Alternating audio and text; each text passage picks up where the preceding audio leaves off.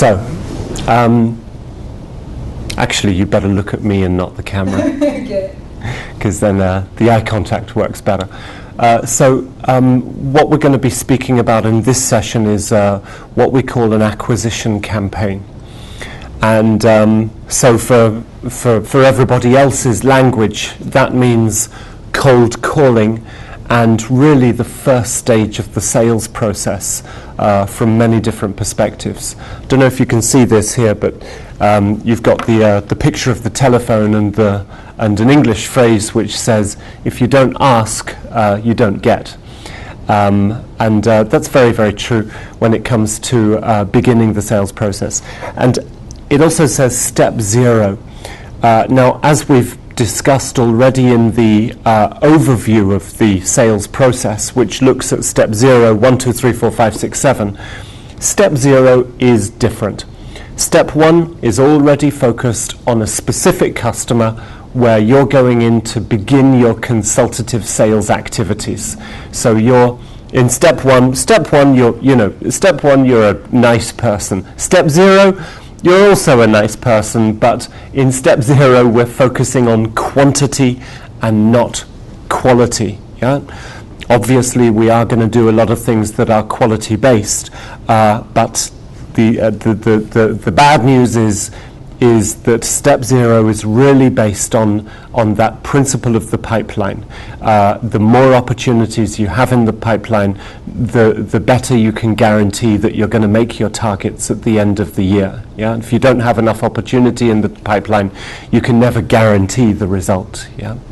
So that's why we look at the acquisition campaign, and we look at the skill of doing a cold call and the principle of cold calling behind it. Now, I know that there are a lot of people watching who are going to say, I think I'm going to switch off right now because I don't like cold calling, and I don't like being called, and I don't like anything about the whole world of cold calling. So switch off. It's a good time to switch off now. In England and in America, I know that now it's actually illegal to make cold calls to people that you don't know. So you can't call anybody and just say, can I speak to the marketing director, please? Because they are being trained to say, who are you? Have you got an appointment? And no. Basically, the answer is no. So you can't even call somebody if you don't know their name. And even if you know their name, you need a valid reason for calling. Because the laws against this type of activity are becoming really, really quite tough. Yeah. In other countries, it's more flexible, so we still have a possibility to do cold calls from the beginning. But the future of acquisition campaigning is looking very, very different. We need to realize that different ways of addressing acquisition campaigning are necessary for us to think about. Now, I'm just going to get the pen here to do a bit of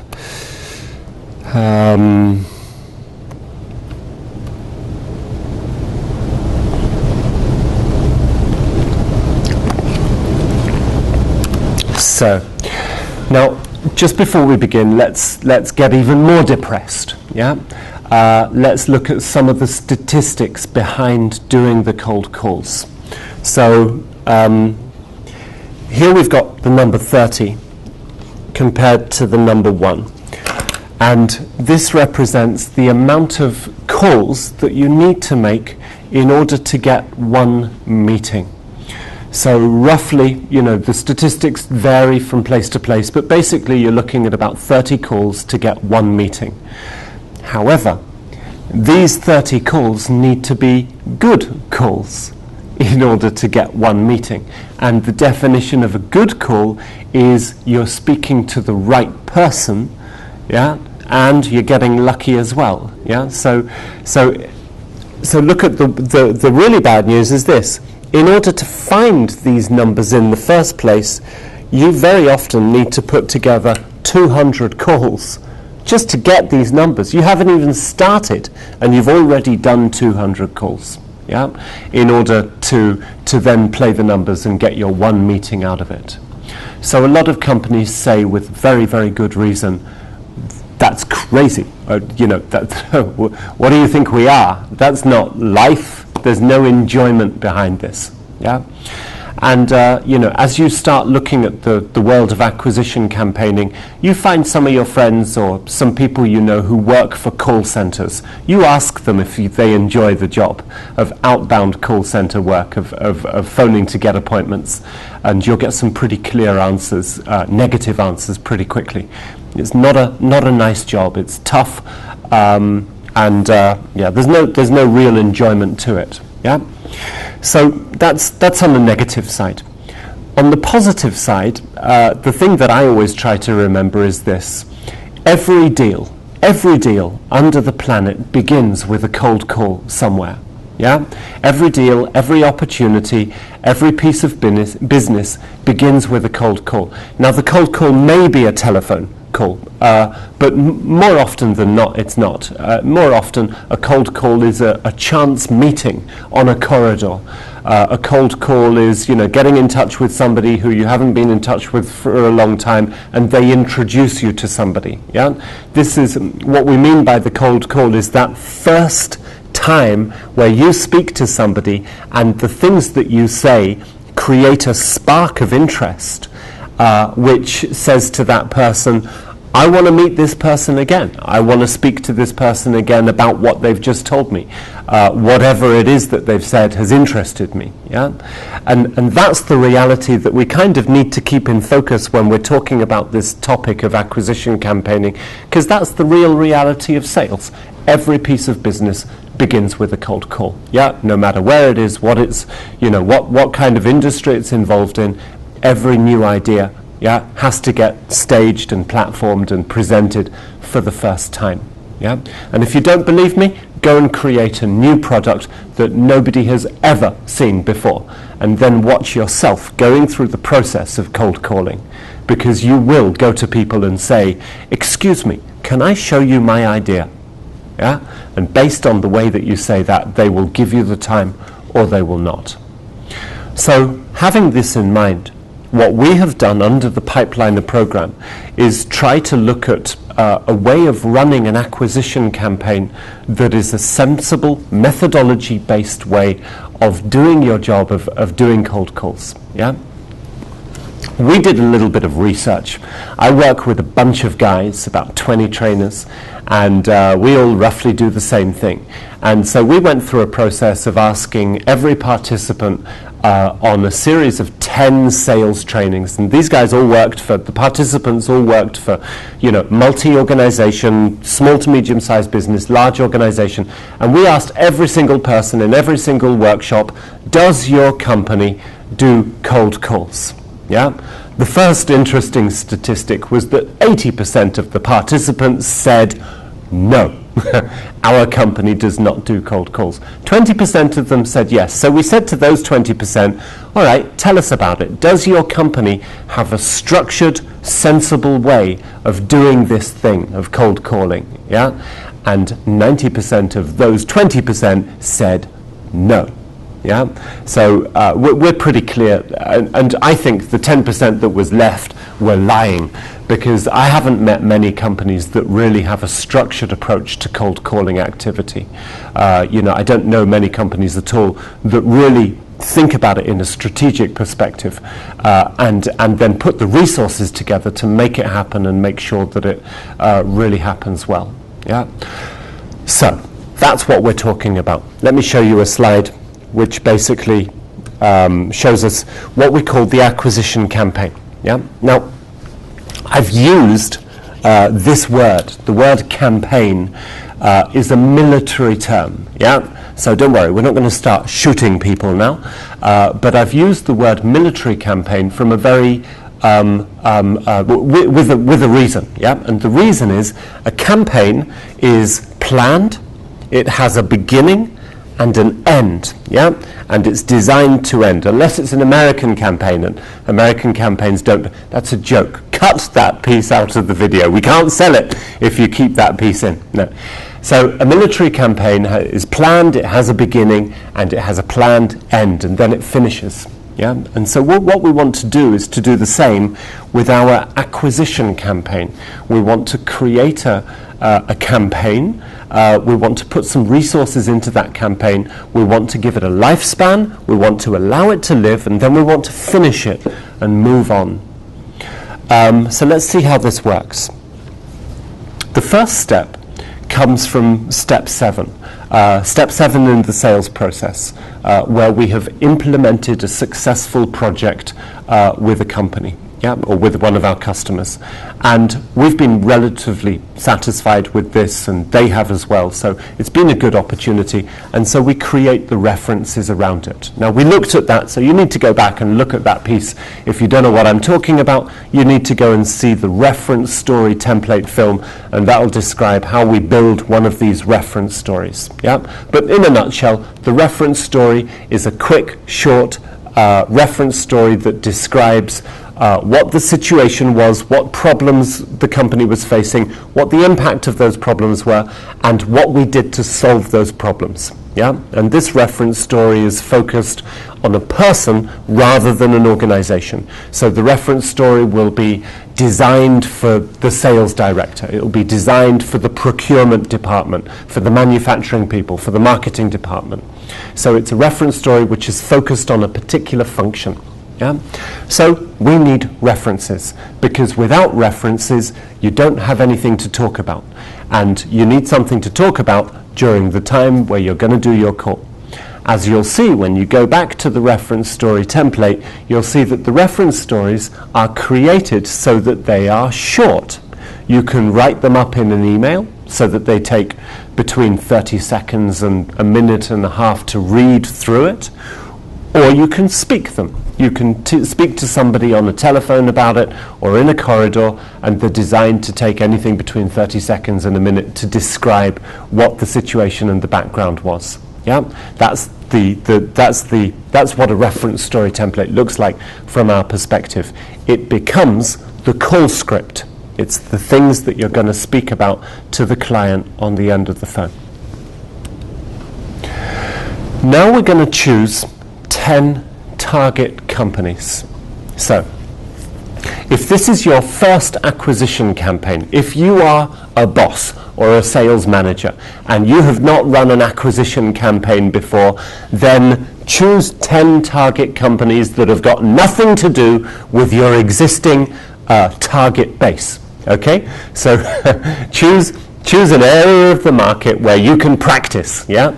And make sure that you choose an area where you can practice speaking out your reference stories in an area where you won't kill your market. Yeah, we need a bit of, if it's the first time, choose 10 target companies that are not going to destroy your market. Yeah, but if you're confident about this type of thing, then you choose 10 target companies that are going to fit into your client portfolio well. Why 10? Why don't we choose 100? Yeah, well, the simple answer to this is that 100, 50, 25, or even 15 is too many. Yeah, and you'll see why in a second. From these 10 target companies, we are going to identify the target job functions. Yeah. Now, what does this mean? Yeah. Basically, let's imagine that we have just sold a software solution which is a do-it-yourself website solution. Okay, so it's a do-it-yourself website creation thing.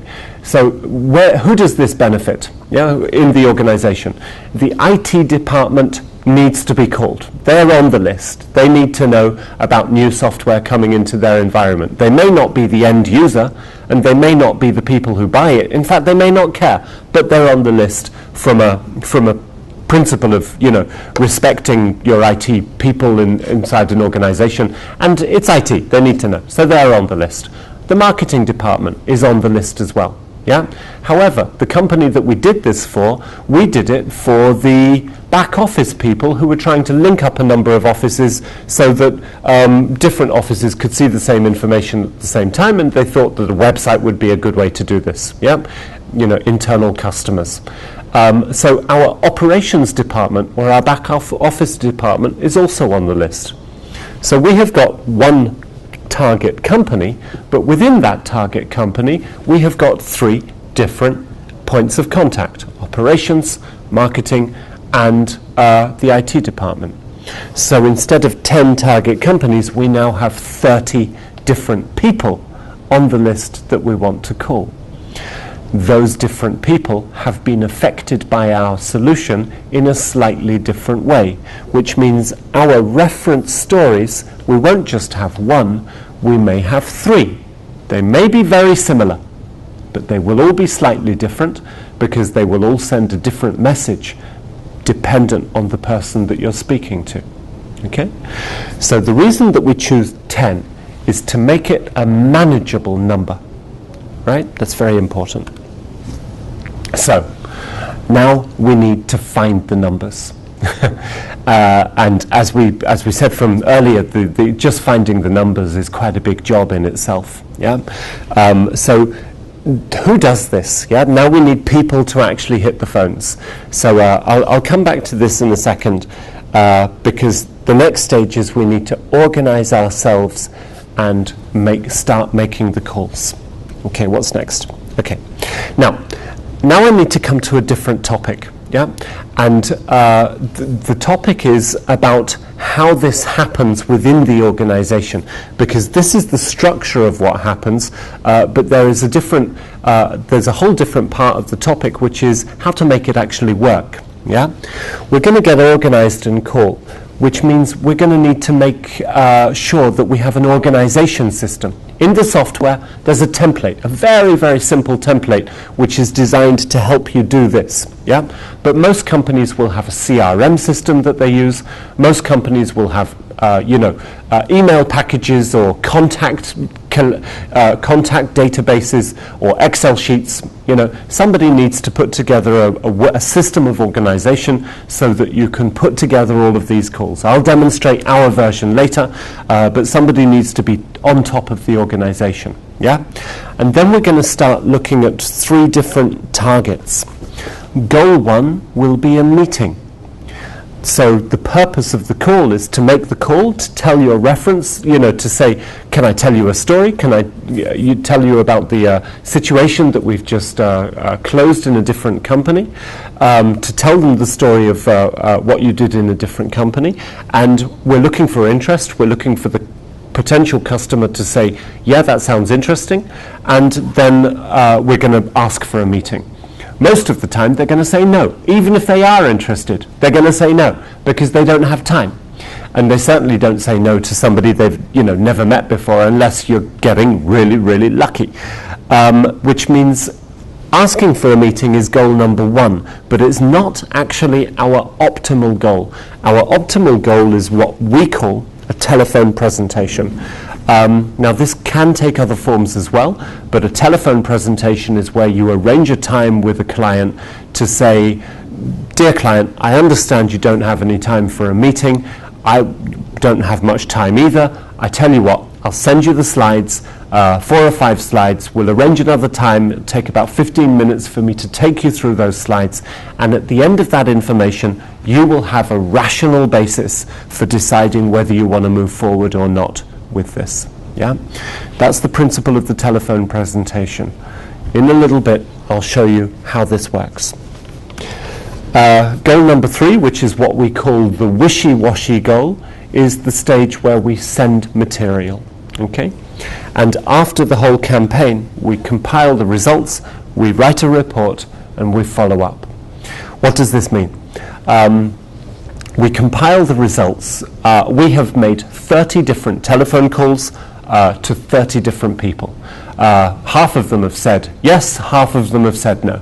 So we have some statistical data which we can put into the form of a simple email and send out to all of the people who were part of the acquisition campaign.